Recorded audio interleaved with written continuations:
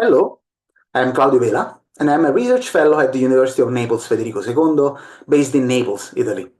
Between January and July 2024, I had the chance of becoming a visiting scholar at the University of Colorado at Boulder, and specifically in the Autonomous Vehicle Systems Laboratory under the supervision of Dr. Hans-Peter Schaub, with a Fulbright Visiting Student Researcher Scholarship. Part of the research I've conducted as a visiting scholar has resulted in the work I'm presenting in this video, which is entitled Modal Solutions-Based Approach to Relative Dynamics in the Cislunar Environment.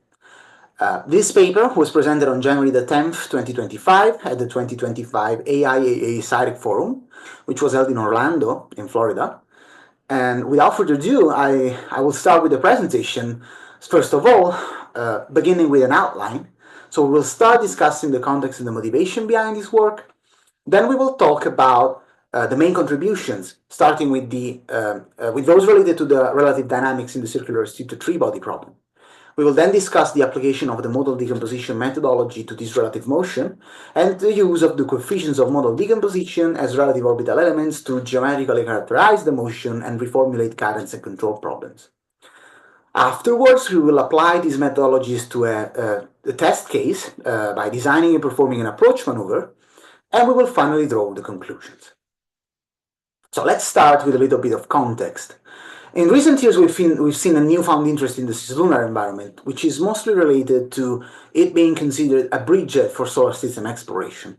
Of course, this increasing interest comes with an increase in traffic, which, similarly to what is already happening around the Earth, is going to affect the availability of operative space. In the future, we will then need ways of enabling proximity operations, for example, servicing activities, which in turn will require, first of all, higher autonomy of the servicing systems, which comes with higher accuracy in the guidance, navigation, and control solution, and a more intuitive way to describe and design the relative motion in the cislunar environment. Essentially, what we need is mathematical tools that are similar to those that we already have around the Earth. And it is on this second point that the paper would like to provide a contribution, again by introducing a novel relative motion model in the velocity reference frame, which is more intuitive for motion description in the close proximity operations, and using the coefficients of modal decomposition as determined according to the methodology first proposed by Bernard and Schaub, for a more intuitive and geometrically insightful design of the relative motion, and to reduce the complexity when formulating guidance and control problems.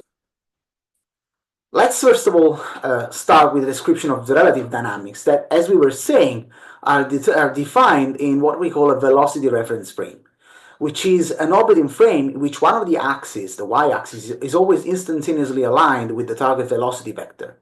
This direction is called the flight path direction, and the higher intuitiveness of this kind of frame compared to others in describing the motion for close proximity operations stands in the fact that any object that shares the same orbit of the target will only oscillate along the flight path direction.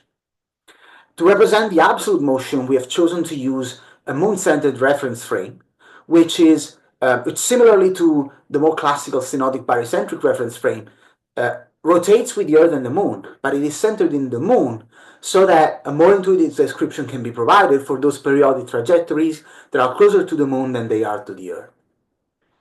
The actual description of the motion is performed using the circular restricted three-body problem assumptions, and from the circular restricted three-body problem equations, we can actually determine the nonlinear equation of relative motion that you can see here at the bottom of this slide. These equations, in turn, can be linearized around the reference target orbit, obtaining a linear time-varying system, which is the one that you can see here. This system is linear time-varying because the angular velocity and angular acceleration vectors of the velocity frame with respect to the inertial frame actually change with time, and we need to compute them at each time step. Although there are straightforward ways of computing these quantities, as for example in the case that you can see here on the left, the equations that you can see here on the box on the left of the slide, we still have to compute the angular velocity and acceleration of the velocity frame with respect to the moon-centered frame. Actually, we can determine an analytical expression for these two vector entities by finding that can be found through the relation that you can see on the right of the slide in the green box which relates the angular velocity with the rate of change of the axis of the velocity frame as observed in the moon-centered frame. Let's now move on to the application of the model decomposition to this representation of the method of relative motion. First of all, understanding why should we need the use of a model decomposition approach. Well, circular restricted three-body problem equation do not have any kind of analytical solution, and neither do the relative motion equations. But we know that analytical solutions are particularly desirable, especially when we are trying to relate geometric quantities of the motion to the relative motion itself. So it would be nice to have something similar in the CR3BP frame as well. The model decomposition can actually provide this kind of alternative because any general motion can be described as a weighted sum of particular solutions, and the weights of this sum are actually coefficients that are constants of motion, because every set of coefficients corresponds to a different kind of motion. The thing is that the model decomposition is not straightforwardly applied to linear time varying systems as it is to linear time invariant ones. So what we need to do is we first need to convert the LTV system to an LTI equivalent using the Lyapunov-Floquet transformation, which is a periodic transformation with the same period of the reference trajectory of the target that you can see here on the slide.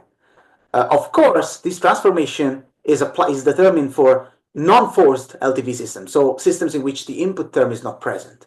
But it turns out that we can apply it also to the equivalent to the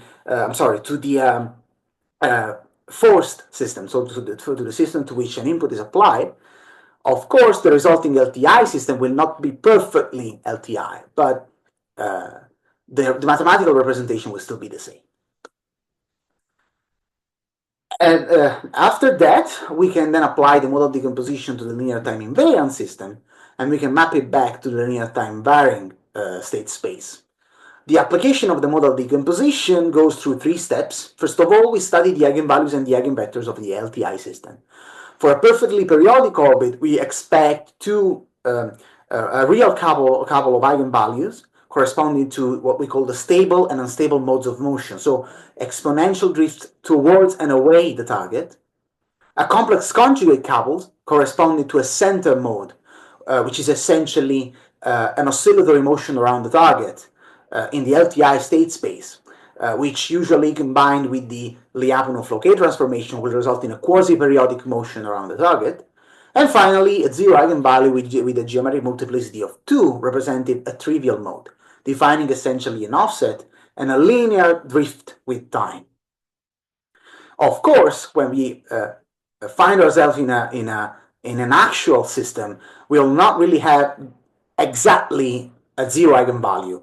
Most of the times, this eigenvalue splits in two different eigenvalues, and you can see an example here on the right of the slide where the zero eigenvalue has split in a new complex conjugate couple, even though the imaginary part is really, really small. The second step is that of finding particular solutions that can be found using the general form that you can see here on slide, using the eigenvectors and eigenvalues of the system.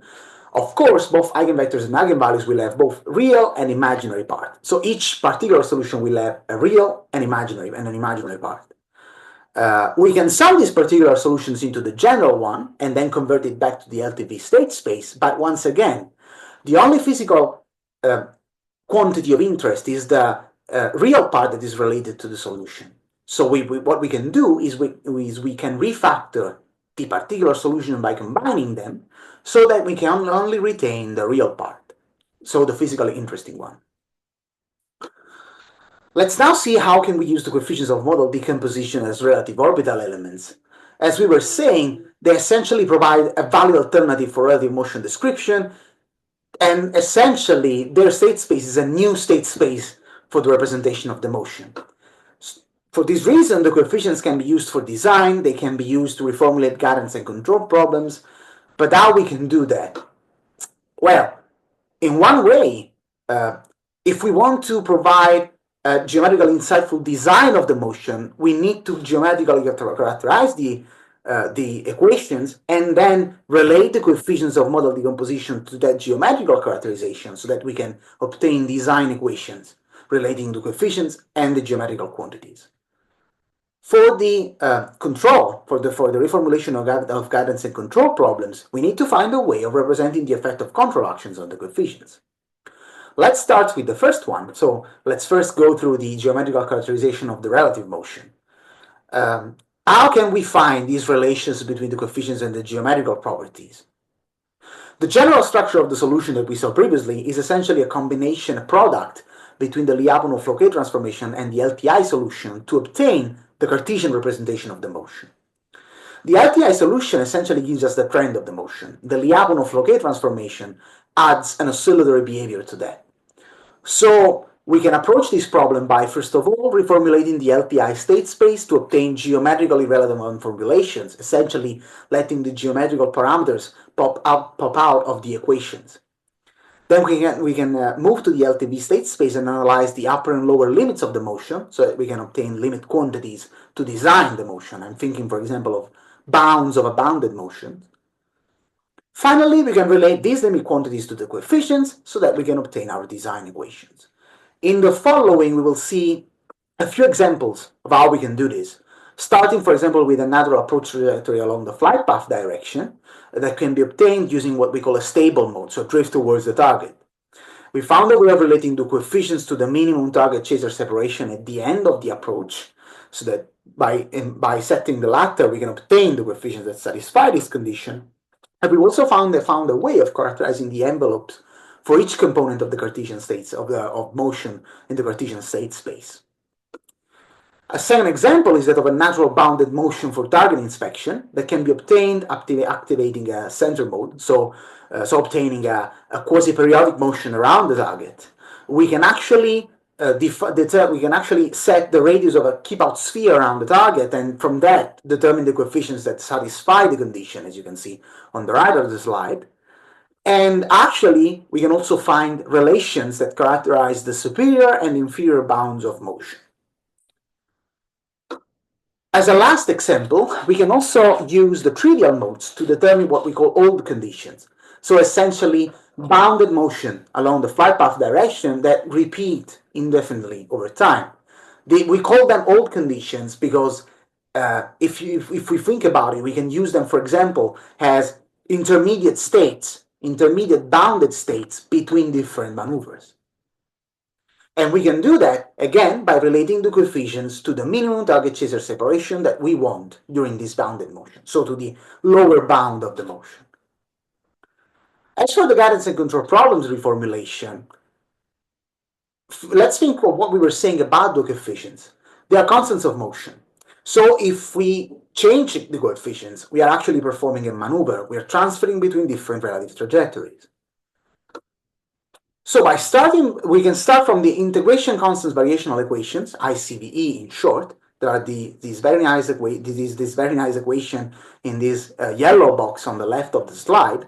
And we can essentially find the same equation in the new state space of the coefficients that you can see in the right of the slide in this red box. As you can see, the equation only has a term related to the input to the control action. Because, once again, the coefficients are constants of motion. So only if we change the coefficients, we are actually changing the relative trajectory. Let's now apply these methodologies to a case of interest. We want to approach a target spacecraft that is located on an L2L orbit, the initial conditions of which in dimensionless units can be appreciated on the slide and are retrieved from the 3-body periodic orbits database of the NASA Jet Propulsion Laboratory. And we want to begin the approach from a 1 kilometer of separation on the negative flight path direction from the target.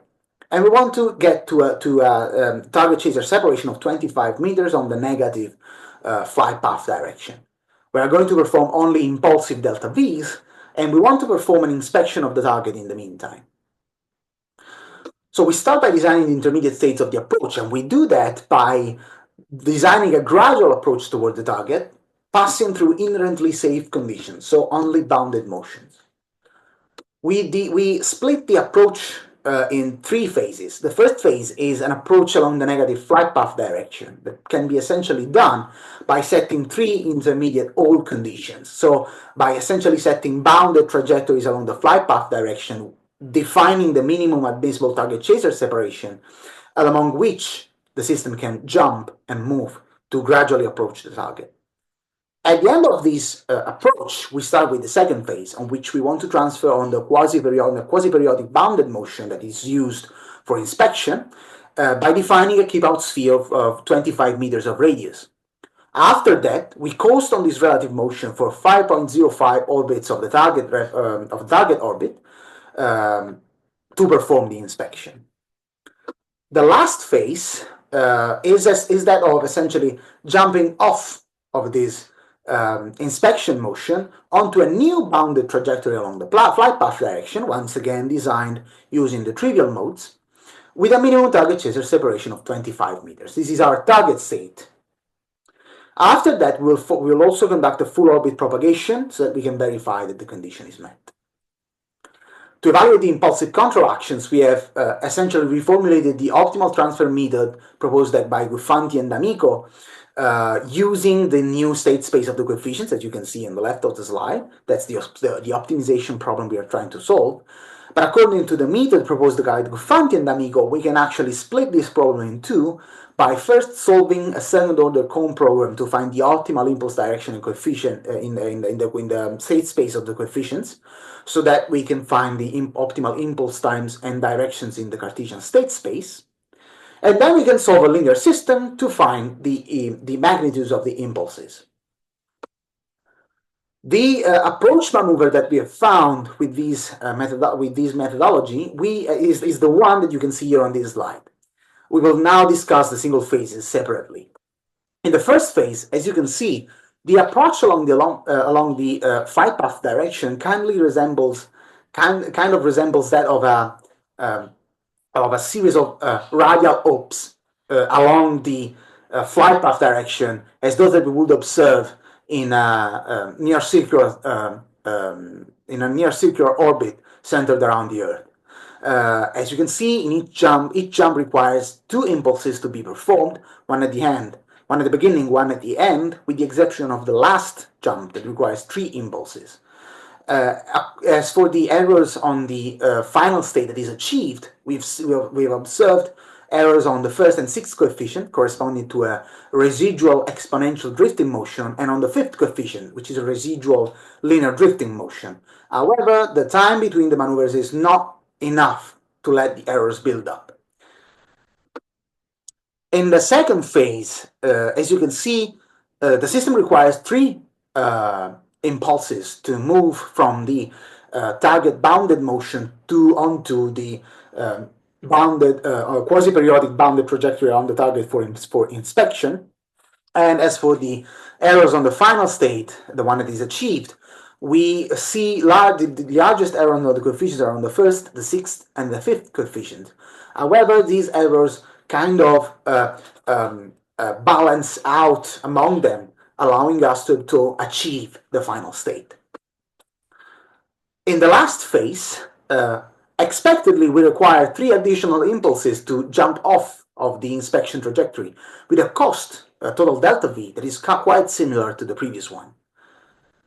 As for the final state that is achieved, we can appreciate from the diagrams on the left of the slide that we have actually found a solution that does not satisfy perfectly the 25 meters, the condition of a minimum target chaser separation of 25 meters, but it's still a bounded motion, as a minimum target chaser separation of approximately 19 meters.